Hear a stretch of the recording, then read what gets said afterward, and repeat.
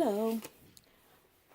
So today we're going to be doing the second video in the study of the Old Testament Tabernacle.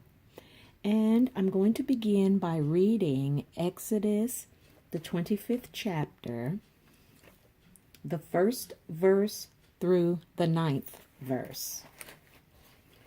And I'm going to be reading out of the Good News Bible, which is today's English version.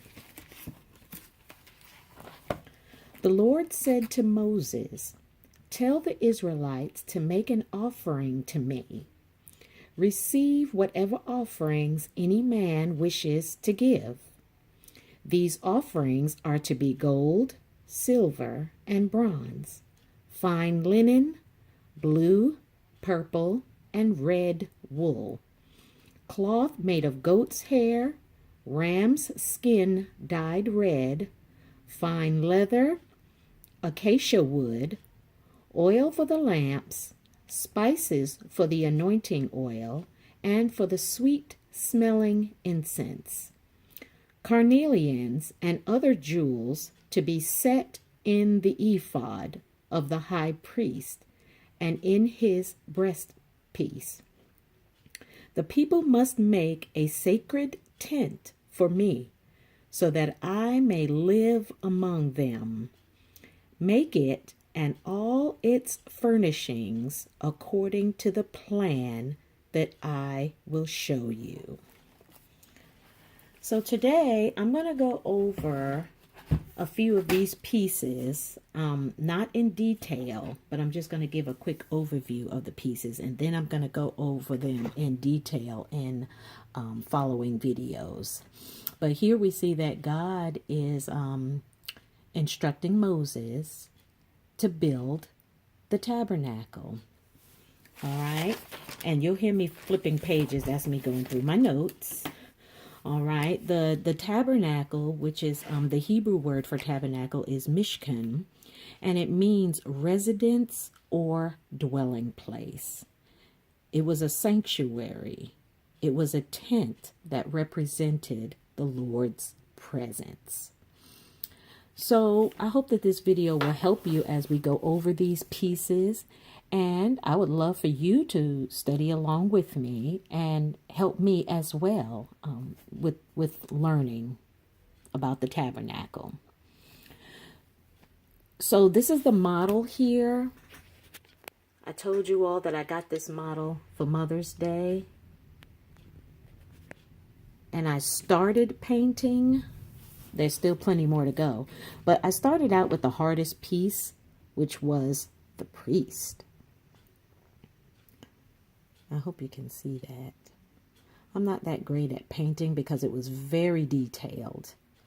But I did the best that I could. He has plenty of color in him, and all of those colors represent something.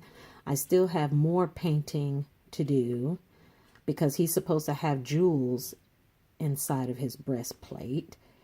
And then I have to paint his face. But all of these different colors, they all represent something on the priestly garment. And so, yeah, I started painting and I still have more to go, but we've got animals to paint. We've got all the little furnishings to paint. But today I'm just going to go over them for you, and you will see as I paint them, you will see how they look. So when you first enter into the tabernacle, the scripture talks about the court. So this here is all the court, which stops right about here. And when I'm finished putting this together, there's going to be curtains all over that separates each section of the tabernacle. There were 3 sections in the tabernacle. You have the court, then you have the holy place, which is right around in here, and then you have the most holy place, which will be right in here. Those are the 3 sections. And this in the court is the brazen altar or the bronze altar. And you can read up on that in Exodus 27, 1 through 8, and Exodus 38, 1 through 7. And when you first read on it, it is God giving Moses the instructions how to build everything. Then you read on it again later on in the book of Exodus, and that is telling of the craftsmen actually building each item. So this is the brazen altar, and this is where they did the sacrifices. It represents sacrifices. It represents salvation. It represents healing. It represents redemption. All right. And they had to make daily offerings, which were the animal offerings. And we'll go over all of that in future videos. And then you have priests. Let me see if I can get one of these priests up here. There's a priest. I have to paint him.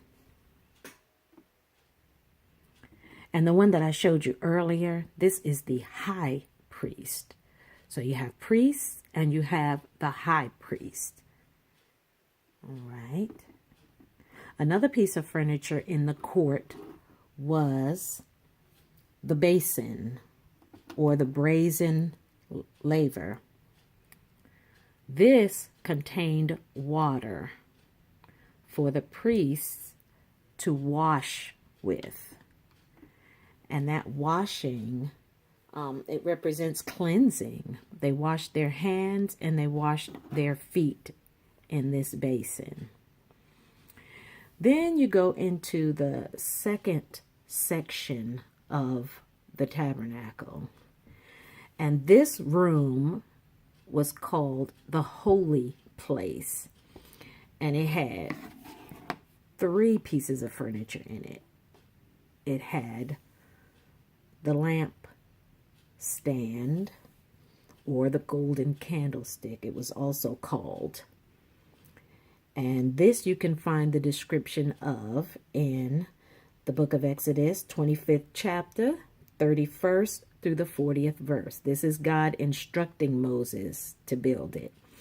And then the actual building of it is found in Exodus 37, 17th through the 24th verse. That represents light. Okay. Then the second piece of furniture in this section of the tabernacle, this is called the Table of Showbread. It represents our hunger for God. It represents Him satisfying us. And it contained bread on it, 12 loaves of bread. And you can find where God is giving Moses the instructions to build this in Exodus 25, 23 through 30. And then the actual building of it is in Exodus 37, 10 through 16. The third piece of furniture in the holy place, this is the golden altar of incense. This is where the priest burned incense on a daily basis. All right. God's instructions to Moses on this is in Exodus 30th chapter, 1st through the 10th verse. And then the actual building of it was Exodus 37, 25 through 28. This represents prayers because incense was burned on this. And incense is representative of our prayers going up to the Lord. Then you have the third section of the tabernacle. This area was called the Holy of Holies, or the most holy place. And there was one piece of furniture in it, and this was called the Ark of the Covenant. This represented the very essence, the very presence of God. Inside the ark, the scriptures talk about 3 items inside the ark.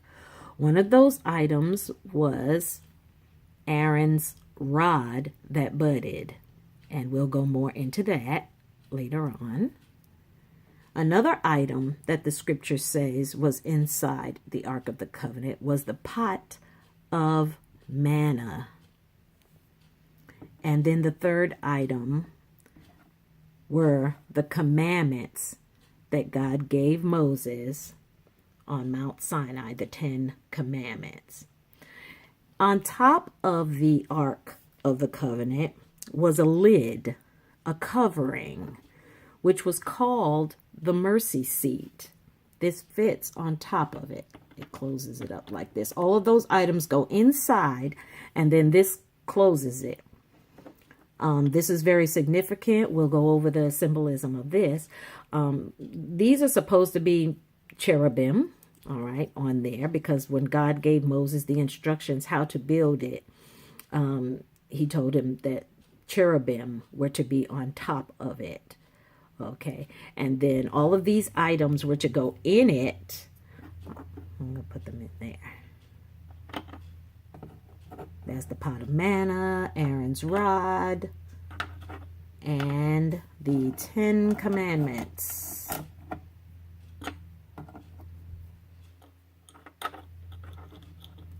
And then the lid was to cover it. This is the mercy seat. The mercy seat. And that is the Holy of Holies place. All of this is going to be separated with curtains and coverings. And we'll go over all of that. They had to be specific to what God wanted them, how he wanted them to build it, colors, animal skin, whatever. They had to do it according to how God wanted it to be done. So that was just an overview of the pieces. And my next video will start going over each piece and discussing its significance and what it represents, how it relates to us today. Because even though this was in the Old Testament, this is relatable to today. You may not see it, but it is. And I hope that you will get a good understanding of how this is, how it relates to us today, regarding salvation, regarding our relationship with God, regarding our Christian walk. So I hope this was a blessing to you, and I hope to get out more videos soon. So thank you for stopping by, and you be blessed.